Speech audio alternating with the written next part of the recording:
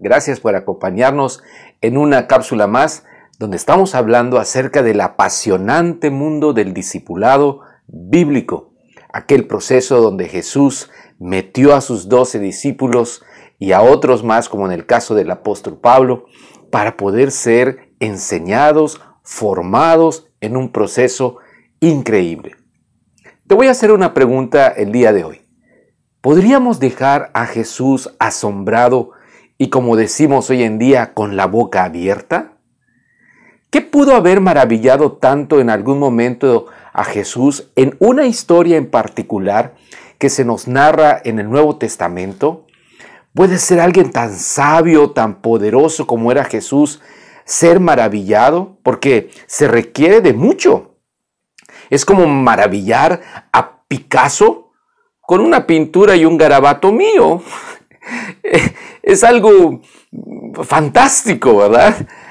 Me comprendes. Yo sé que a Jesús no se le puede asombrar tan fácilmente, pero hubo alguien que lo hizo. Y hubo alguien que nos va a asombrar por su contexto. Dice la Escritura, dice la Biblia, cuando terminó de hablar al pueblo, Jesús entró en Capernaum. Había allí un centurión cuyo siervo, a quien él estimaba mucho, estaba muy enfermo, a punto de morir. Cuando oyó hablar de Jesús, el centurión mandó a algunos dirigentes de los judíos a pedirles que fuera a sanar a su siervo. Cuando llegaron ante Jesús, le rogaron con insistencia: este hombre merece que le concedas lo que te pide. Aprecia tanto a nuestra nación que nos ha construido una sinagoga. Así que Jesús fue con ellos, y no estaba lejos de la casa cuando el centurión mandó unos amigos a decirle: Señor, no te tomes tanta molestia, pues no merezco que entres bajo mi techo o bajo mi casa. Por eso ni siquiera me atreví a presentarme ante ti. Pero con una sola palabra que digas, quedará sano mi siervo. Yo mismo obedezco órdenes superiores y además tengo soldados bajo mi autoridad, y le digo a uno, ve y va, y al otro, ven y viene.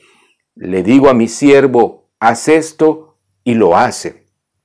Al oírlo, Jesús se asombró de él, y volviéndose a la multitud que lo seguía, comentó lo siguiente: les digo que ni siquiera en Israel he encontrado una fe tan grande. Al regresar a la casa, los enviados encontraron sano al siervo. ¿Sabes? Tener conocimiento de Dios sin que te transforme y sin que te impacte, solamente es eso: un mero conocimiento, una biblioteca teológica en tu cabeza. En este pasaje vamos a aprender unos elementos muy significativos que nos van a hacer comprender el segundo nivel del discipulado bíblico, que es el del conocimiento.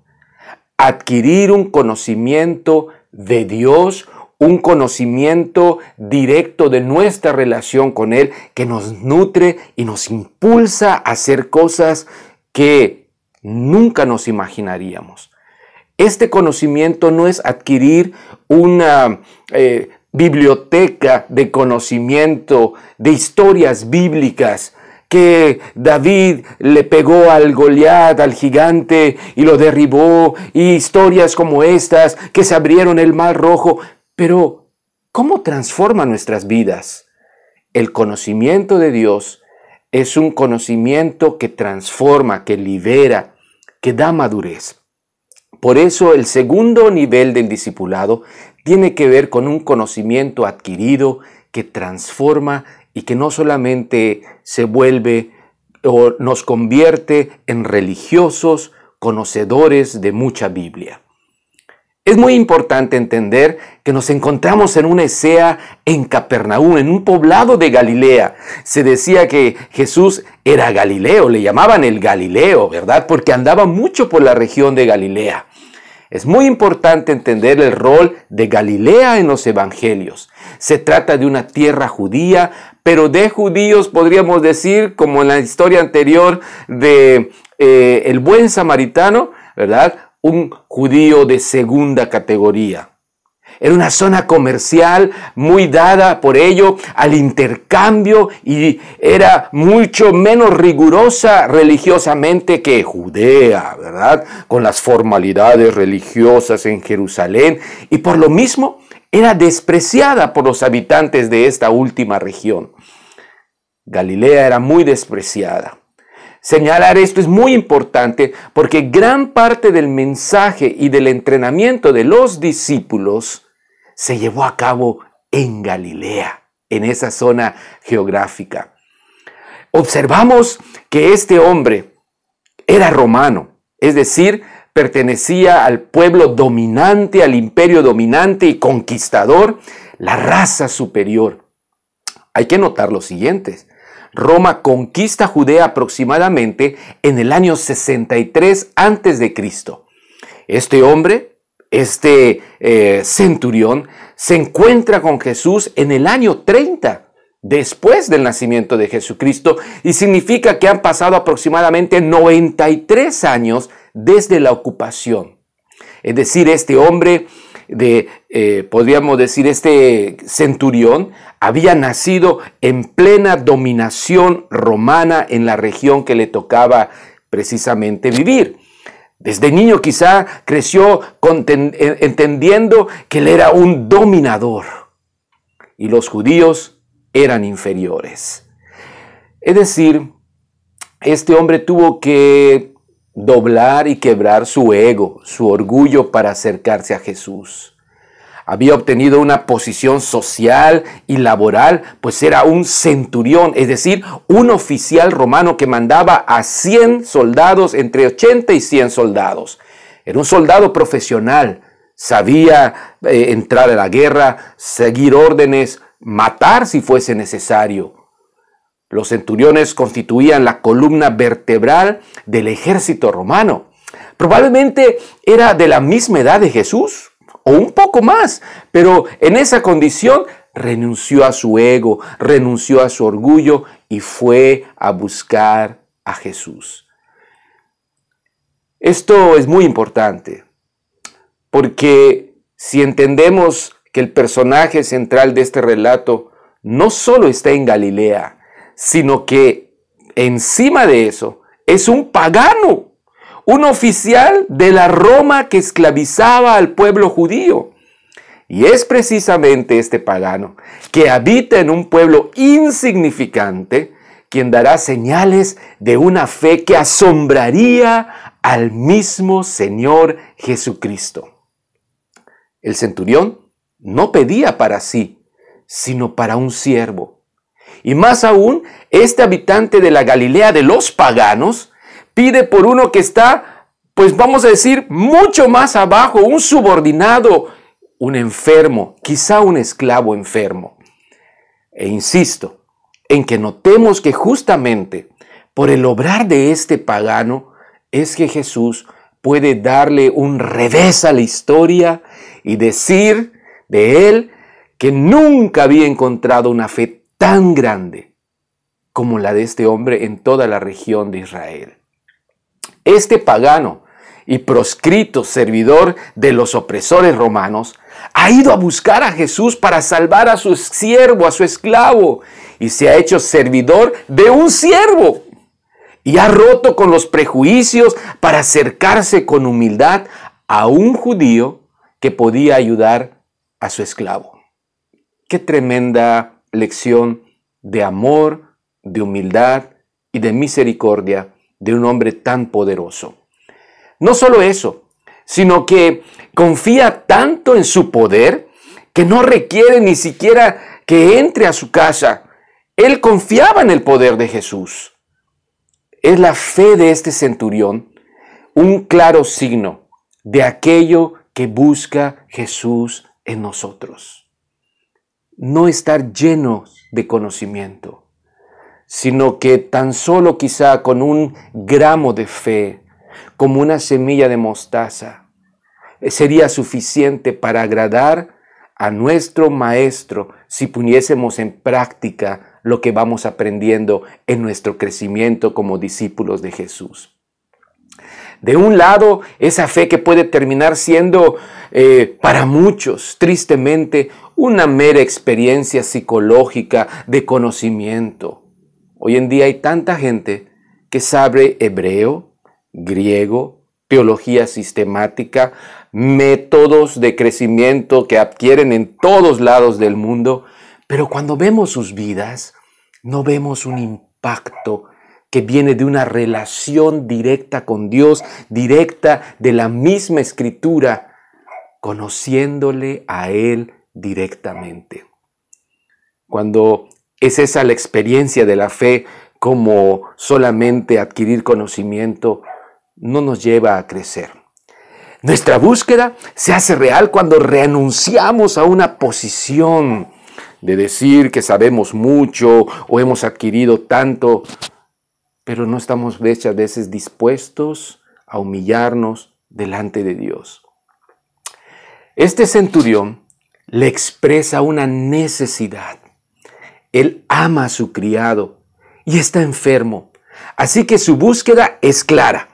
Él cree que Jesús es la única respuesta a su anhelado deseo y él acude con una razón, la sanidad de su criado.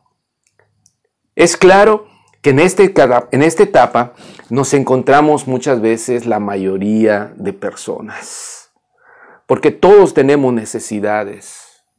Esas necesidades están en la punta de nuestra lengua y muchas veces no sale para expresarla a Dios porque no tenemos una fe basada en un conocimiento sencillo que nos transforma.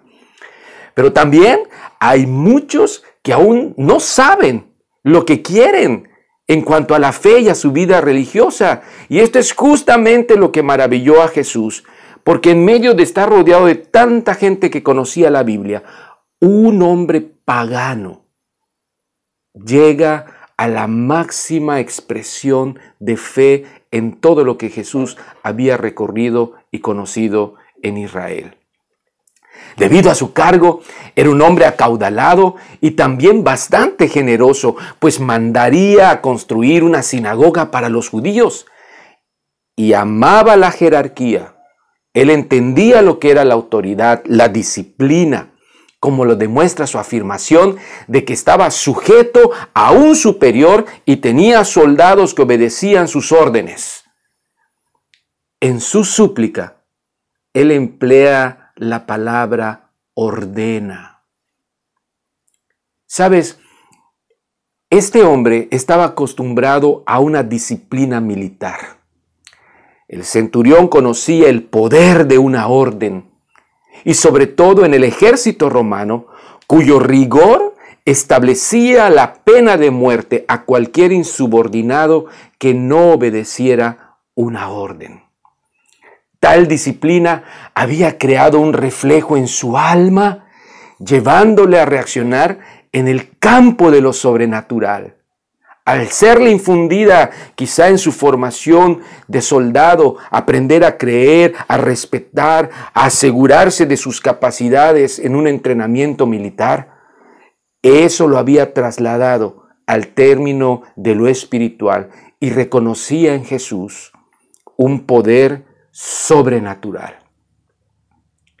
Del mismo modo que una orden era suficiente para movilizar a 80 o 100 soldados sin la necesidad de la presencia física de él creía bastar una sola palabra del Maestro Jesucristo para que el problema de su enfermo se resolviera. ¿Sabes? Mucha gente vamos por años a la iglesia. Cantamos alabanzas, entonamos canciones con toda una doctrina bien compleja o inclusive canciones actuales muy populares que ni entendemos, ni sabemos, ni experimentamos y mucho menos ni las creemos. Podemos estar cargando bajo el brazo todos los domingos puntualmente e ir y practicar una religión. sin fe. El primer, ¿verdad?, personaje que asombra tan impactantemente a Jesús fue un pagano. Y podríamos decir, y yo siempre he creído, que a veces se encuentra más fe fuera de las iglesias y fuera de la religión que en nuestros contextos mismos. Este centurión era algo asombroso, totalmente extraño en el recorrido de Jesús.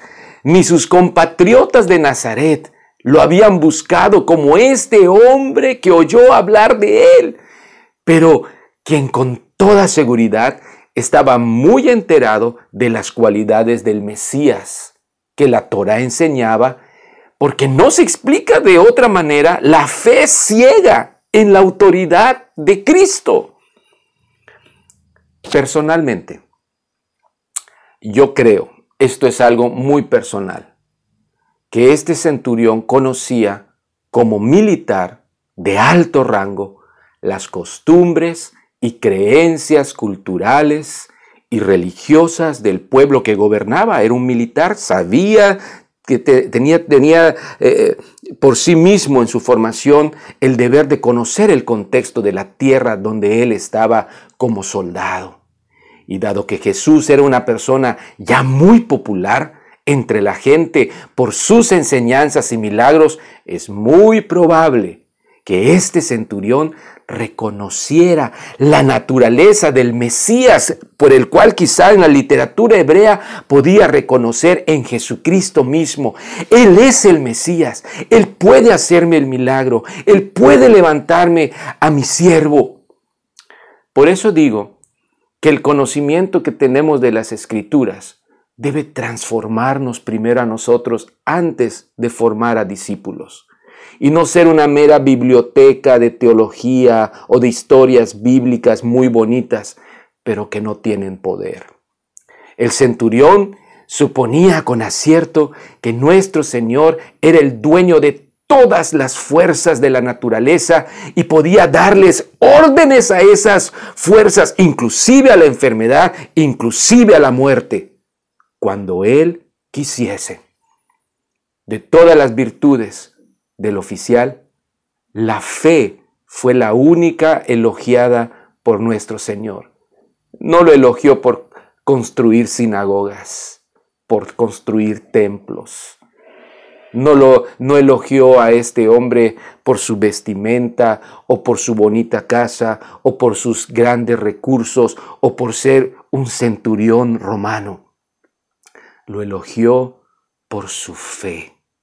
Jesús dijo: yo les declaro que ni siquiera en Israel encontré tan grande fe, ni en sus discípulos.